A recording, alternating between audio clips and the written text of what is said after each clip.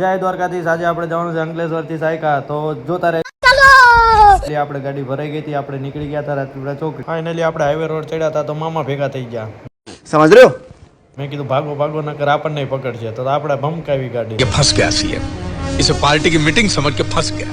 પછી તો આપણે ભરૂચ પહોંચ્યા હતા અને જોઈ શકો છો અહીંયા ડખો થયો તો મેં કીધું આપણા ભરવાડ ભાઈઓનો નથી ને, પણ નતો એટલે નીકળી ગયા છીએ. બધા ચોકડીએથી ટર્ન મારી અને આ બ્રિજનું કામ ચાલુ છે. તો કોમેન્ટ કરજો કેટલી વારમાં આ બ્રિજનું કામ પૂરું થવાનું છે, આ વર્ષ થઈ છે કે નહીં થાય. खत्म.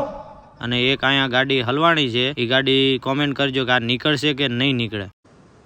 ફાઇનલી પછી જંબુસર બાયપાસ ઉપરથી દેરોલ પહોંચી ગયા હતા ને દેરોલનો રસ્તો તો જોઈ શકો છો તમે, આવો રસ્તો છે. એટલે જોઈને વજન માપે ભરીને આવજો, નકર ગાડીમાં આમાં મેન્ટેનન્સ વધારે આવશે. ને પછી તો ફાઇનલી આપણે નીકળી ગયા હતા ભમ ભમાઈ.